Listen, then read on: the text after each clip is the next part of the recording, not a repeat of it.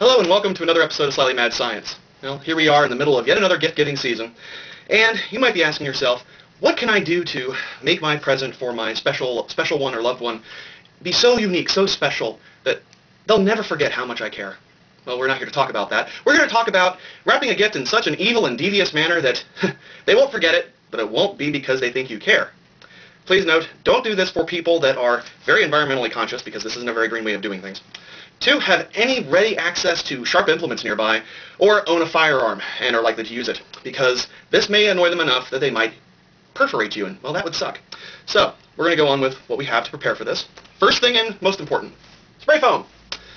Now, spray foam is, I love the hardware store. Anyway, spray foam is something that when it leaves the can and is exposed to air, it expands, hardens, and also is adhesive. So if you use it to fill, like, let's say, a gap in a wall or something like that, it will expand to fit the space you have in the wall and also stick to the wall, and so it's structurally sound. Great stuff. Not really meant for wrapping presents. I do it anyway. So you've got your spray foam, you have a box, you have a gift, you have rubber gloves. Why? Because when you work with this stuff, if it gets on your skin or on your hands, you got to wait for it to kind of wear off, which is kind of a mess. So, highly recommend the gloves. And then something to safely wrap the gift in. In this case, a recycled grocery bag. Because you really don't, since the stuff is adhesive, you don't want to really ruin the present by having it completely encased in spray foam and then, well, find out that the spray foam is in your present where you can't actually get the present out. Oh, and try to make the present something really nice, because after they go through a half an hour or 10-15 minutes to get at the present, it better not suck. So, what we're going to do first is take our spray foam. We got to shake it up first.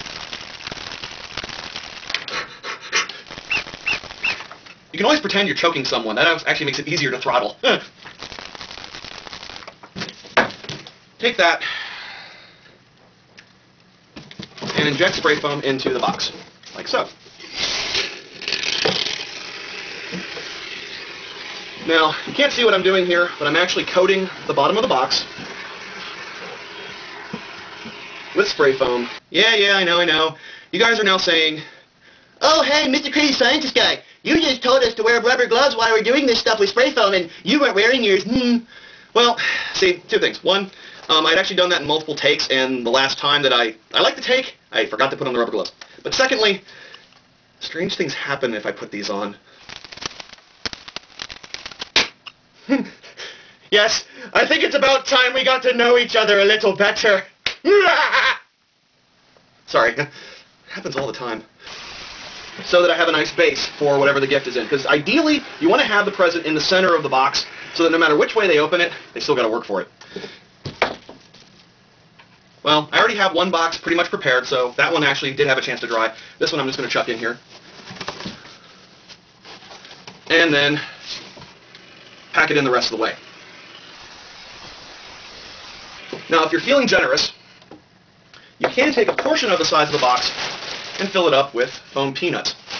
This makes the gift easier to obtain because, well, foam peanuts aren't exactly strong. So and you also don't have to use quite as much spray foam. So go ahead and, if you're feeling nice, fill that guy up. And then make sure you get the spray foam in between the peanuts. So you don't have like a layer of foam, a layer of peanuts, and a layer of foam. You want to have the foam nicely mixed up inside the peanuts so it also sticks to them properly.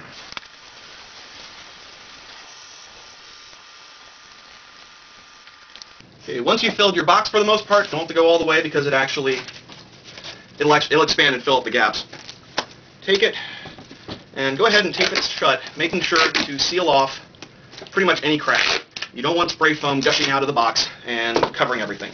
And also presuming you want to put a nice gift wrap on this to lull them into a false sense of security.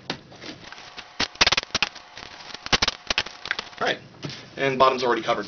So we're going to stop for a moment and catch back up as the spray foam hardens. Here are our cardboard boxes. This is the spray foam with styrofoam pellets. And this is the spray foam without styrofoam pellets. And actually I'd already started to rip this one open. It's not easy.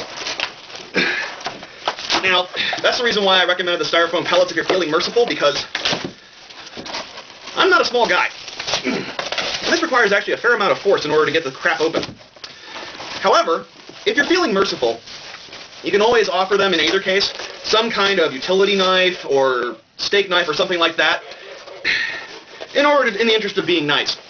I do recommend you let this cure for at least a couple days because some of this is still a little sticky. But now, success! Anyway, here's the present, and as you can see, because it was wrapped up very carefully, he's still alive! Alright, anyway. Here's the one with the styrofoam.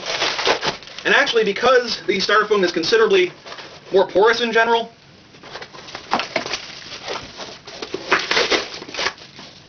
it's a lot more likely to cure.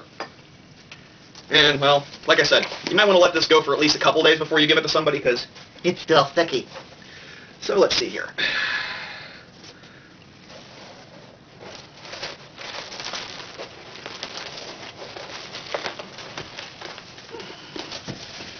But it's considerably easier to tear open, and ta-da! Present! Whee! Well, anywho, that's how you slightly mad wrap a gift. Now, there are other ways of mad wrapping gifts. However, I'll save those for later, or won't share them at all because they might involve, bear traps, mechanical booby traps, and explosives. So, in parting, I'm going to leave you with a clip depicting the last victim, person, that I gave a box of doom. Present to.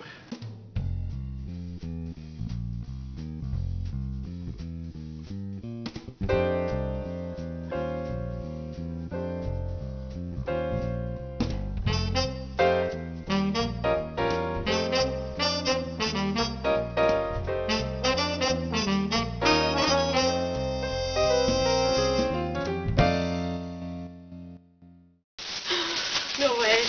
No way. Ayaw hama. Ayaw hama. Failure!